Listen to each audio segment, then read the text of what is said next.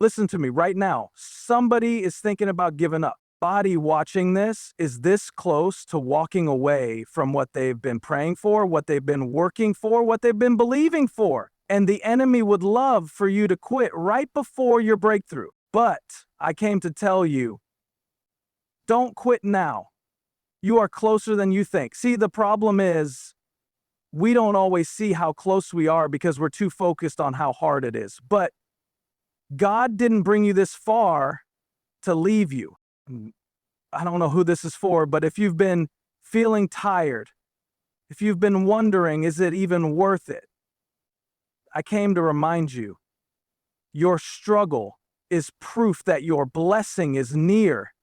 The enemy wouldn't be fighting you this hard if you weren't about to step into something great. So today I want to show you why your struggle is not a sign to stop. It's a sign to keep going. Because if you don't quit now, you're about to see what God was preparing for you all along. When you're in the middle of a struggle, it's easy to believe that difficulty means you should stop. The moment things start getting hard, the temptation is to back away, slow down, or even quit altogether. But what if the very thing that feels like resistance is actually confirmation that you're on the right path? Too often, we mistake struggle for a stop sign when in reality, it's a sign to push forward. Think about it. Anything worth having comes with opposition. No one achieves greatness without going through challenges. A student who studies for years doesn't quit just because the exams get harder. An athlete training for victory doesn't walk away when the workouts push them to their limits. A builder doesn't abandon the project just because the foundation takes time to set. If anything, the presence of struggle is proof that you're in the process of building something significant. The enemy knows this, which is why he uses struggle as a tool to make you question whether you're meant to continue. He whispers lies, telling you that if it were really meant for you, it would be easier. That if God had truly called you to this, it wouldn't feel so exhausting. But the truth is, struggle is not the absence of God's plan, it's often the evidence of it. The enemy doesn't waste his energy on people who aren't a threat. If you feel like you're under attack, if it seems like everything is coming against you at once, that's not a coincidence. It's an indication that you are close to something significant. The enemy knows that if you keep pushing forward, you'll step into something greater. Something that will impact not just your life, but the lives of those around you. Every person who has achieved something meaningful had moments where they questioned if they should continue. They faced rejection, failure, doubt, and difficulty. But the difference between those who make it and those who don't isn't talent or luck. It's perseverance. Think about a seed planted in the ground. The moment it's planted, it begins a process. But for a long time, nothing is visible. Beneath the soil, roots are growing, foundations are being established. But to the outside world, it looks like nothing is happening. Many people quit in this stage of life because they don't see results. They assume that because nothing is visible, nothing is working.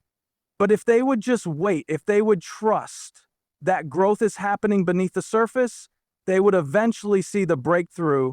Timing matters because what's given too soon can become a burden instead of a blessing. A fruit picked before it's ripe is bitter. A building constructed without a solid foundation will collapse. Some delays are not denials, they are divine preparations. God isn't just interested in giving you success, He's interested in making sure you can sustain it. The Israelites, when they were marching around the walls of Jericho, God told them that if they marched for 7 days, the walls would fall. But He didn't tell them that nothing would happen on the first 6 days. Every day they marched, and every day the walls looked exactly the same. If they had based their obedience on what they could see, they would have quit before the 7th day, but they kept going even when it seemed pointless. On the 7th day, the breakthrough came and what had seemed impossible suddenly collapsed. Faith is pushing forward even when you can't see the finish line. The challenge for most people isn't that they don't have dreams or goals. It's that they struggle to keep going when they don't see immediate results. It's easy to have faith when things are going well, when doors are opening, when progress is visible. But real faith is tested in the moments when nothing seems to be happening, when prayers feel unanswered, when obstacles seem bigger than opportunities. When you feel like quitting, remind yourself that struggle is not a sign to stop. It's a sign to keep going. The enemy fights hardest when you're closest to your breakthrough because he knows what's ahead is greater than what's behind. Just because you don't see progress doesn't mean God isn't working. His timing is perfect, and what may feel like a delay is actually divine preparation. The setbacks you've faced are not the end of your story. They are setups for something greater. Faith is not about having all the answers. It's about trusting that God is leading you even when you can't see the finish line. If you give up now, you may never see what was waiting on the other side of this season. So, keep believing, keep pushing, keep walking forward. You are closer than you think. Main speech ko 9,000 words take expand nahi kia lekin main RB details aura examples adkar sakta hunagar tum chaho. To make koi specific cheese. Adkar ni haya isko are powerful banana.